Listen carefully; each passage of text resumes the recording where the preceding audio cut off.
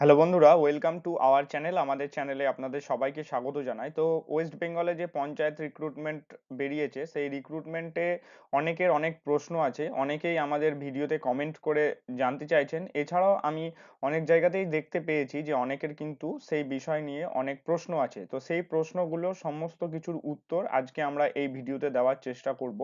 তো চলুন, আপনাদের যদি সেই প্রশ্ন থাকে তাহলে অবশ্যই ভিডিওটি সম্পূর্ণ দেখুন, উত্তর পেয়ে যাবেন। এবং প্রশ্নে উত্তর যদি আপনারা এই ভিডিওর মাধ্যমে না পান তাহলে অবশ্যই আমাদের এই ভিডিওর কমেন্ট বক্সে কমেন্ট করে জানাবেন, আমরা আপনাদেরকে উত্তর দেওয়ার চেষ্টা করব। তো প্রথমে আমাদেরকে এই West Bengal panchayat recruitment management system মানে WBPRMS.in এই ওয়েবসাইটটাতে চলে আসতে হবে। তো আমরা এই ওয়েবসাইটটাতে চলে এসেছি। ওয়েবসাইটে আসার পর ওপরের দিকে আপনারা লক্ষ্য করতে পারবেন FAQ বলে একটা অপশন আছে, ফ্রিকুয়েন্টলি আস্কড কোয়েশ্চেন বলা হয়। তো এইটাতে যখনই ক্লিক করবেন আপনারা দেখবেন এখানে আপনাদের অনেকগুলো প্রশ্নের উত্তর পাবেন। একটা আছে FAQ ইন ইংলিশ, আর একটা আছে FAQ ইন বেঙ্গলি। আমরা যদি বাংলাটা ডাউনলোড করি তো দেখবেন ক্লিক করা মাত্র এখানে একটা অ্যাটাচমেন্ট চলে এসেছে। তো এই অ্যাটাচমেন্টে যখনই আমরা ক্লিক করব তো একটা অ্যাটাচমেন্ট ডাউনলোড হয়ে যাবে। একটু ওয়েট করবেন, ডাউনলোড হয়ে যাওয়ার পর আপনাদেরকে ওপেন করার অপশন দেওয়া হবে। তো যখনই ওপেন করবেন এই রকম দেখতে অ্যাটাচমেন্টটা। তো আমি আপনাদেরকে এখানে বলবো ভিডিওটি সম্পূর্ণ দেখুন, এবং আপনাদের যদি কোনো প্রশ্ন থাকে তাহলে সমস্ত প্রশ্নের উত্তর এই ভিডিওর মাধ্যমে আপনারা পেয়ে যাবেন। তো প্রথমেই দেখুন এখানে যেটা বলা হয়েছে যে WBPRMS পোর্টালে রেজিস্ট্রেশন ও আবেদন করার নির্দেশিকা আছে। তো এখানে উত্তর বলা হচ্ছে যে প্রথমে পোর্টালে রেজিস্ট্রেশন করে লগ ইন করুন এবং প্রোফাইল তৈরি করুন। প্রোফাইলে অবশ্যই শিক্ষাগত যোগ্যতার সাথে সমস্ত মৌলিক বিবরণ পূরণ করতে হবে।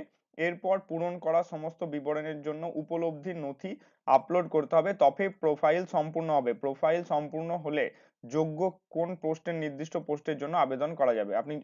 তো আমরা এর আগে যে ভিডিওটা দিয়েছিলাম সেটাতে কিন্তু আমরা রেজিস্ট্রেশন প্রসেসটা পুরো দেখিয়েছি আপনাদেরকে, এবং সেইভাবে আপনারা রেজিস্ট্রেশন করতে পারবেন। আগে রেজিস্ট্রেশন করুন, আপনার প্রোফাইলে সম্পূর্ণ কিছু আপলোড করুন, তারপর তখন মানে অ্যাপ্লিকেশন প্রসেসটা আমরা আবার ভিডিওর মাধ্যমে আপনাদেরকে দেখাবো। দ্বিতীয় প্রশ্ন দেখুন, এখানে বলা হয়েছে যে আমি কিভাবে WBPRMS এর চাকরির জন্য আবেদন করব। তো এখানে আমরা আপনাদেরকে সেই ভিডিওটা অবশ্যই দেখিয়ে দেব, তবু এখানে বলে দিচ্ছি। যেমন উত্তর দেওয়া হয়েছে দেখুন, এখানে বলা হয়েছে যে এখনো পোর্টালে প্রোফাইল তৈরি না করা থাকলে প্রথমে রেজিস্ট্রেশন করুন, তারপর রেজিস্টার মোবাইল নাম্বার দিয়ে পোর্টাল লগ ইন করুন। লগ ইন করে প্রথমে ড্যাশবোর্ড পেজে আসবেন, তারপর এডিট প্রোফাইলে যান। প্রোফাইল পৃষ্ঠায় সমস্ত প্রাসঙ্গিক ব্লক পূরণ করুন। এছাড়া সমস্ত প্রাসঙ্গিক নথি স্ক্যান করা কপি, যেগুলো পিডিএফ বা জেপিইজির মধ্যে আছে, আপলোড করুন এবং শূন্যপদ বিজ্ঞপ্তির জন্য অপেক্ষা করুন। শূন্যপদগুলি বিজ্ঞপ্তি দেওয়া হলে আবেদন করতে পারবেন এবং সংশ্লিষ্ট পোস্টগুলি নির্বাচন করুন। অ্যাপ্লাই বাটনে ক্লিক করুন। যে কোনো পোস্টে আবেদন করা আগে হাউ টু অ্যাপ্লাই এটা পড়ুন।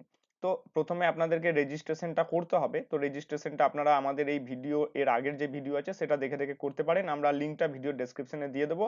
এবং অ্যাপ্লিকেশনটাও আমরা এরপর আপনাদেরকে দেখাবো কিভাবে অ্যাপ্লিকেশন করবেন। আচ্ছা, 3 নম্বর প্রশ্ন এখানে বলা হচ্ছে যে পোর্টালে কিভাবে আমরা পাসওয়ার্ড পুনরুদ্ধার করব। মানে ধরুন আপনি পাসওয়ার্ড দিয়েছেন, তারপরে ভুলে গিয়েছেন, তাহলে কিভাবে আপনি পাসওয়ার্ডটা পুনরুদ্ধার বা ফরগেট করবেন। সেক্ষেত্রে আপনাকে বলা হচ্ছে যে আপনি যখন রেজিস্ট্রেশন পৃষ্ঠায় লগ ইন করতে যাবেন তখন দেখবেন সেখানে একটা অপশন পাবেন ফরগেট পাসওয়ার্ড বলে। তো সেখানে ক্লিক করবেন, ওটিপি যাচাইকরণের সাথে নতুন পাসওয়ার্ড সেট করবেন। তো প্রথমে ফরগেট পাসওয়ার্ডে ক্লিক করবেন, আপনার মোবাইলে একটা ওটিপি যাবে, সেই ওটিপিটা দিয়ে আপনি ভেরিফাই করবেন এবং তারপর আপনাকে নতুন পাসওয়ার্ড দিতে বলা হবে। সেই পাসওয়ার্ডটা দেবেন এবং সেভ করলে আপনার সেই নতুন পাসওয়ার্ডটা কিন্তু সেট হয়ে যাবে। তারপর 4 নম্বর প্রশ্ন দেখুন, এখানে বলা হয়েছে WBPRMS পোর্টালে রেজিস্ট্রেশনের পর আমি কি আমার নিবন্ধিত মোবাইল নাম্বার এবং ইমেল ঠিকানা পরিবর্তন করতে পারি। তো উত্তর দেখুন, এখানে বলা হচ্ছে যে না, মানে আপনি যদি একবার আপনার রেজিস্ট্রেশন করে নেন সেই ক্ষেত্রে আপনি মোবাইল বা ইমেল আইডি কোনোভাবেই পরিবর্তন করতে পারবেন না। যদি কিছু ভুল হয়ে থাকে সেক্ষেত্রে আপনাকে বলবো যে আপনার বাড়িতে যদি আরেকটি মোবাইল থাকে তো সেই ক্ষেত্রে আপনি সেই মোবাইলটি ইউজ করুন এবং আপনি আরেকটি ইমেল আইডি নতুন ক্রিয়েট করে নিন সেক্ষেত্রে। আচ্ছা, কতক্ষণ ওটিপিটা বৈধ থাকবে। আপনাকে একটি ওটিপি দেওয়া হলো, সেক্ষেত্রে আপনাকে কতক্ষণ ওটিপি বৈধ থাকবে। তো মনে রাখবেন 4 মিনিট ওটিপি আপনার বৈধ থাকবে। এরপর আমরা দেখব যে এখানে বলা হয়েছে 6 নম্বর প্রশ্ন, ইমেলে ওটিপি কি যাবে। তো উত্তর দেওয়া হয়েছে যে হ্যাঁ, ওটিপি আপনার রেজিস্টার মোবাইল এবং ইমেল দুটোতেই যাবে। তবে মনে রাখবেন অনেক সময়তে ইমেলে যাচ্ছে না, আমি নিজেও দেখেছি, কারণ প্রবলেম হচ্ছে ইমেলে ওটিপিটা যেতে, কিন্তু মোবাইলে ঠিকঠাক যাচ্ছে। যাই হোক, একটাতে ওটিপি গেলে আপনারা ভেরিফিকেশন করতে পারবেন। 7 নম্বর যেটা বলা হয়েছে, রেজিস্ট্রেশনের জন্য ছবি ও স্বাক্ষর আপলোড করার সাইজ কত হবে। তো এখানে দেখুন বলা হয়েছে যে উত্তরে আবেদনকারীকে পাসপোর্ট আকারে সাম্প্রতিক রঙিন ছবি দিতে হবে, জেপিইজি, জেপিজি বা পিএনজি ফরম্যাটে। ছবির আকার সর্বনিম্ন 30 কেবি এবং সর্বোচ্চ 80 কেবির মধ্যে হতে হবে, এবং মাত্রা মানে আপনার যেটা কি বলবো, রেশিও যেটাকে বলা যেতে পারে বা রিজলিউশন, সেটা দেখুন এখানে বলা হয়েছে 160x213। এটা পিক্সেল নাকি কি বলেছে সেটা কিন্তু ওনারা লেখেননি। যাই হোক, স্বাক্ষর সর্বনিম্ন আর যেটা সিগনেচার সেটা 5 কেবি থেকে 50 কেবির মধ্যে হতে হবে, এটাও সেম জেপিইজি জেপিজি ফরম্যাটে। আচ্ছা, এখানে বলে রাখি আমি নিজে আমার এক্সপিরিয়েন্স সেটা হচ্ছে যে আমি একটা ছবি আপলোড করছিলাম, আমার নিজের ছবি, সেটা কিন্তু 35 কেবির মধ্যে ছিল, কিন্তু যখনই এটা আপলোড করছি এখানে দেখাচ্ছে যে ছবিটা অটোমেটিক 101 কেবি হয়ে গিয়েছে। তো এটা কেন হচ্ছে জানি না, ওদের সার্ভারের কিছু প্রবলেম হতে পারে। এটা আপনাদের ক্ষেত্রে হচ্ছে নাকি একটু কমেন্ট করে জানাবেন। এরপর আমরা 8 নম্বর যে প্রশ্ন সেটা দেখব, যে স্ক্যান করা ডকুমেন্ট আপলোড না করে আমি কি চাকরির জন্য আবেদন করতে পারি। মানে অনেকেই আছেন যারা ভাবছেন আমি স্ক্যান করা ডকুমেন্ট আপলোড করব না। তো সেই ক্ষেত্রে দেখুন উত্তর আসছে না, আপনি এটা অ্যাপ্লিকেশন করতে পারেন না। বলে রাখি, আপনারা ঠিকঠাক ভাবে ডকুমেন্টটা স্ক্যান করেই আপলোড করবেন। মানে একটা মোবাইলে ছবি তুলে নিলাম দিয়ে আপলোড করে দিলাম, ছবিটা ফেটে ফেটে যাচ্ছে যখন জুম করে দেখবে, তো সেটা কিন্তু করবেন না। তাহলে আপনারা অ্যাপ্লিকেশনটা হয়তো করে নিতে পারেন, কোনো অসুবিধা হবে না, কিন্তু যখন আপনারা চাকরি পাবেন তখন আপনাদের ডকুমেন্ট ভেরিফিকেশনে প্রবলেম হবে। আচ্ছা, 9 নম্বর প্রশ্ন কি বলা হচ্ছে, যে নথি আপলোড করার জন্য ফাইলের আকার কত হতে হবে।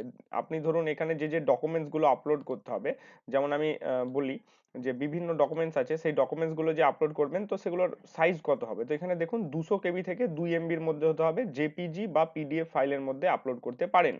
আচ্ছা, 10 নম্বর বলা হয়েছে যে চাকরি আবেদন করার পরে আমি কি আমার প্রোফাইল পরিবর্তন করতে পারি। মানে আপনি চাকরির জন্য আবেদন করে দিয়েছেন পোস্টের জন্য, তো সেক্ষেত্রে বলা হয়েছে যে হ্যাঁ করতে পারেন, তবে পুরনো প্রোফাইল দ্বারা আবেদন করে থাকা পদের জন্য পরিবর্তন লাগু হবে না।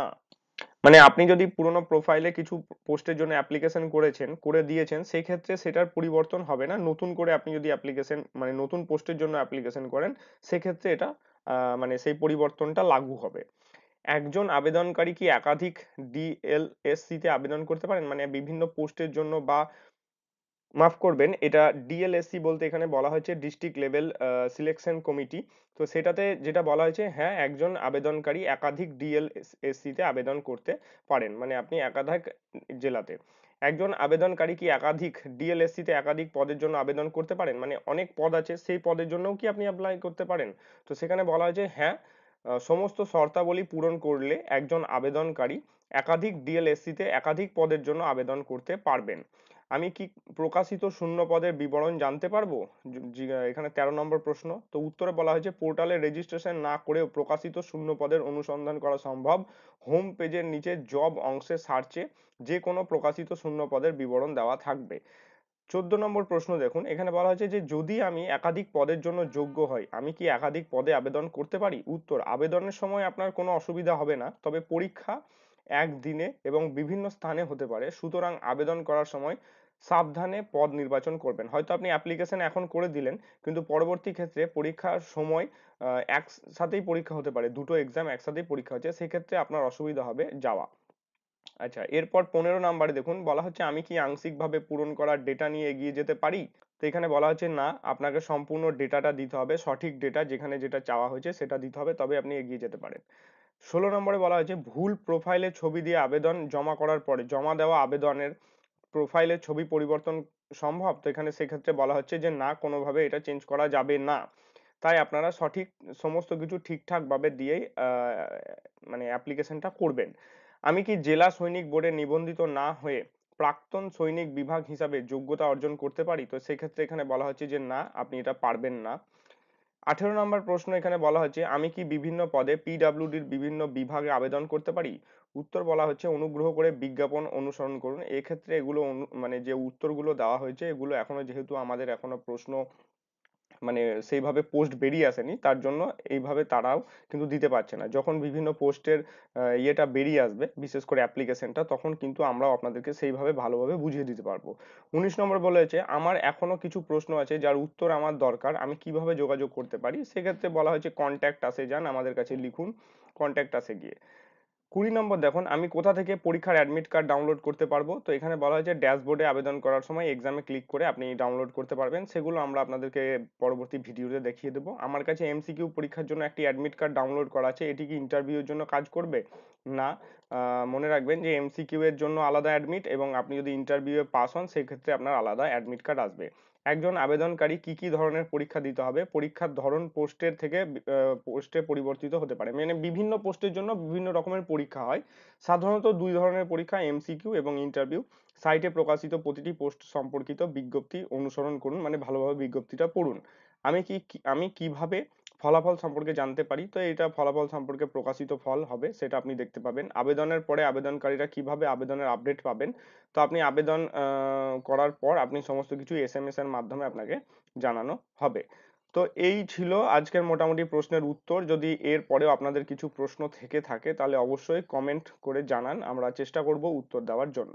তো ধন্যবাদ আমাদের ভিডিওটি দেখার জন্য।